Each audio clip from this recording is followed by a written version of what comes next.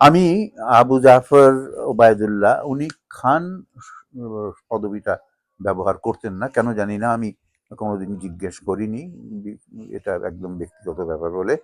উনি আসলে ওনাদের সব ভাই খান পরিবার, ওনার ওনার যে পদবি ছিল, কিন্তু উনি কবিতা বেলাতে উনি খান ব্যবহার করতেন না, বলতেন, লিখতেন আবু জাফর ওবায়দুল্লাহ। আমি কিংবদন্তির কথা বলছি, আমি কিংবদন্তির কথা বলছি, আমি আমার পূর্বপুরুষের কথা বলছি। তার করতলে পলিমাটির সৌরভ ছিল, তার পিঠে রক্ত জবার মতো ক্ষত ছিল।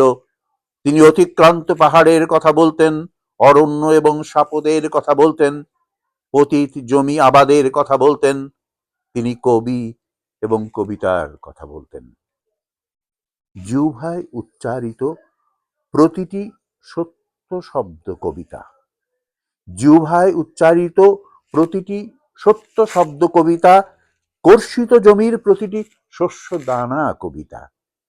যে কবিতা শুনতে জানে না সে ঝড়ের আর্তনাদ শুনবে, যে কবিতা শুনতে জানে না সে দিগন্তের অধিকার থেকে বঞ্চিত হবে, যে কবিতা শুনতে জানে না সে আজন্ম কৃতদাস থেকে যাবে। আমি উচ্চারিত সত্যের মতো স্বপ্নের কথা বলছি। উনুনের আগুনে আলোকিত একটি উজ্জ্বল জানালার কথা বলছি। আমি আমার মায়ের কথা বলছি। তিনি বলতেন, প্রবহমান নদী যে সাঁতার জানতে জানে না তাকেও ভাসিয়ে রাখে।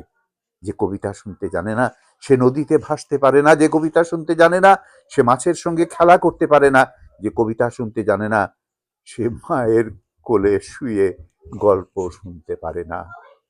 আমি কিংবদন্তির কথা বলছি, আমি আমার পূর্বপুরুষের কথা বলছি, আমি বিচলিত স্নেহের কথা বলছি, গর্ভবতী বোনের মৃত্যুর কথা বলছি, আমি আমার ভালোবাসার কথা বলছি।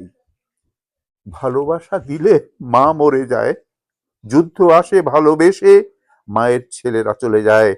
আমি আমার ভাইয়ের কথা বলছি।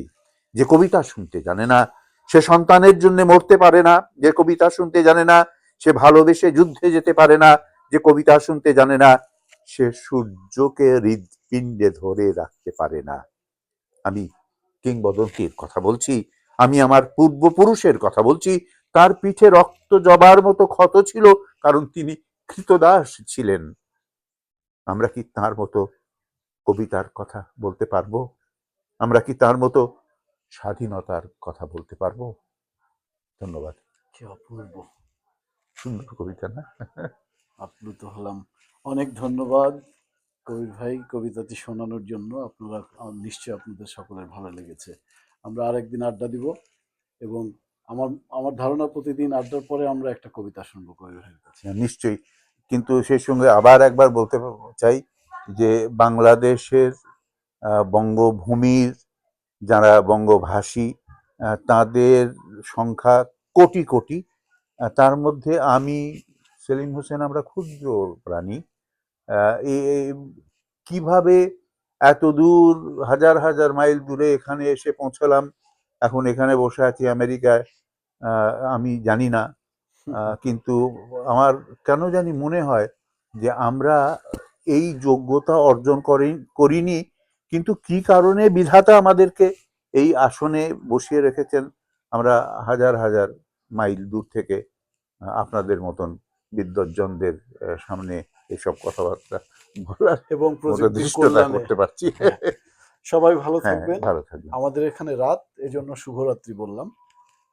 আবার দেখা হবে। সালাম, নমস্কার, শুভরাত্রি।